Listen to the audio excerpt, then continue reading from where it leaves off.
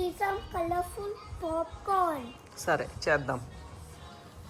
Good morning తల్లి. పిల్లలు అయితే ఇప్పుడే లేచారు. చూడండి, లేవడంతోనే remote దొరికేసింది.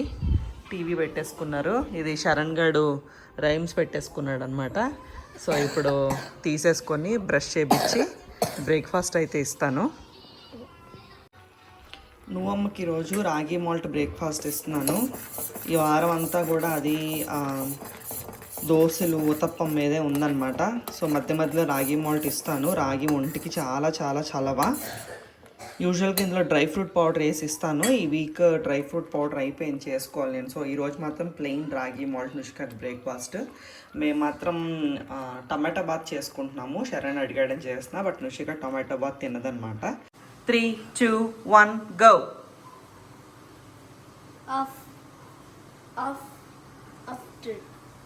After brush, I want to go to play park. 4 o'clock వెళ్దాం ఈవినింగ్. Keep brushing. 3, 2, 1 go.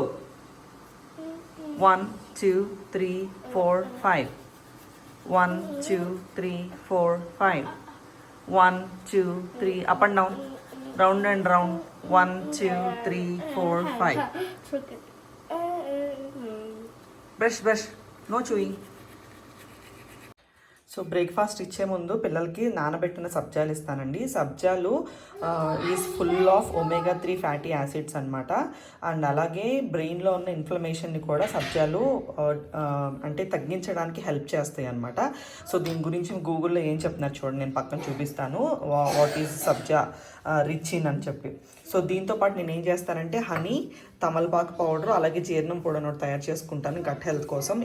ఇవన్నీ వేసేసి ఫస్ట్ వాళ్ళకి బ్రష్ చేసుకున్న తర్వాత first thing in the morning ఇది ఇస్తానమాట పిల్లలిద్దరికి కూడా. శరణ్, మై సో డ్రిప్ సబ్జాలు నానా కమ్. నో స్టాప్ కిస్సింగ్ తమ్ము. దా తినాలి. 3, 2, 1. No? After riding boat, I want to go to Marimba shop, Sunday Marimba shop. సరే దా. రాగి మాల్ట్ నాన్న.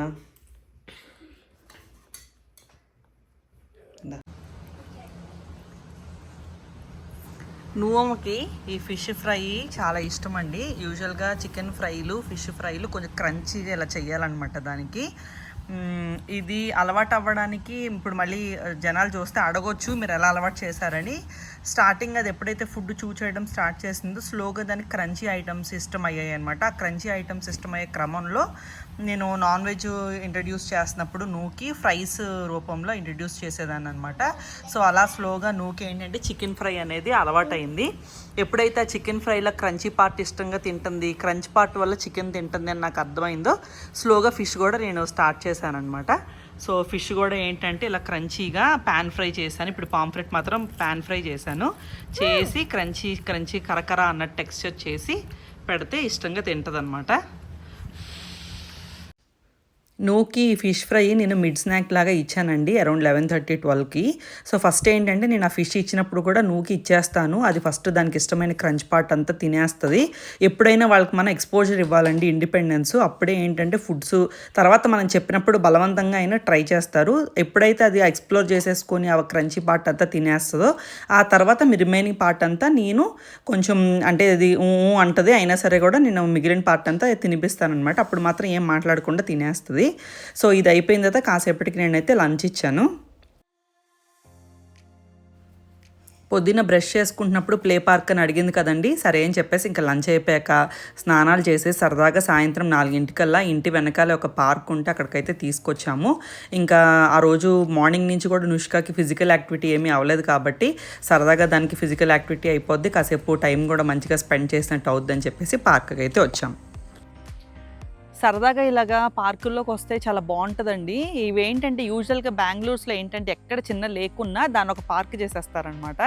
సో దానివల్ల అడ్వాంటేజ్ ఏంటంటే మనకు చాలా ఫ్రెష్ ఎయిర్ దొరుకుతుంది. చూడండి అసలు ఇటువైపు చూడండి మీకు ఎలా ఉన్నాయో మొక్కలు ఇలా ఉంటాయి దట్టంగా అడవుల్లాగా.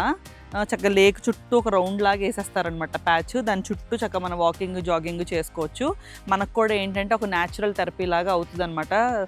డీస్ట్రెస్ అవ్వడానికి, కాసేపు మంచిగా స్పెండ్ చేయడానికి టైం కూడా చాలా చాలా బాగుంటుంది అనమాట.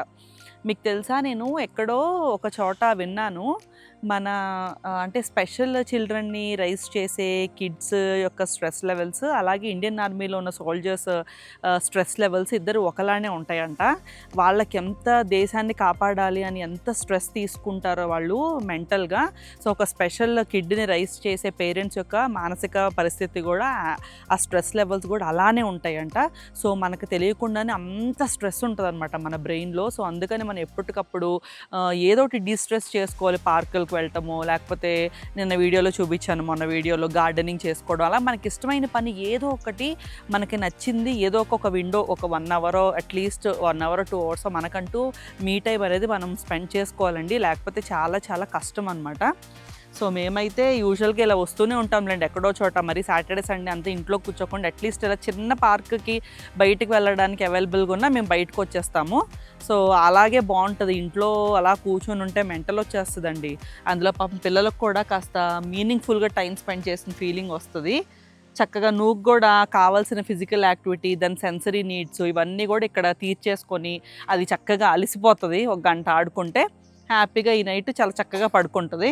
అమ్మో నువ్వు అన్నీ ఎక్స్ప్లోర్ చేస్తుందండి. ఇదివరకు ఏమన్నా కొత్తవి చూస్తే అసలు భయపడిపోయేది అనమాట టచ్ చేయడానికి.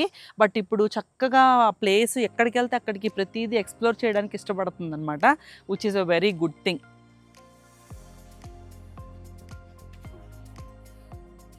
చిన్నోడు దానికి నేర్పిస్తున్నాడు ఎలా ట్విస్ట్ చేయాలని. వాడికేమో చేతులు అందట్లేదు పాప, అయినా సరే ఎలాగోలా ట్రై చేస్తున్నాడు.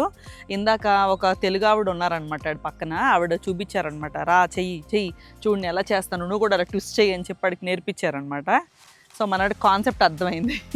ఇంక దానికి చెప్తున్నాడు, నువ్వు come on let's do like this, do this అని నేర్పించేస్తాడు. ఏంటి తల్లి నచ్చిందా పార్కు? అది కూడా దాని ఫేస్లో అలాంటి ఎక్స్ప్రెషన్స్ వస్తాయి అనమాట, అంటే దానికి హ్యాపీగా ఉందని అర్థం. Thank you for taking me out అన్నట్టు చెప్పిద్ది అనమాట ఆ ఫేస్లో ఒక ఎక్స్ప్రెషన్తో.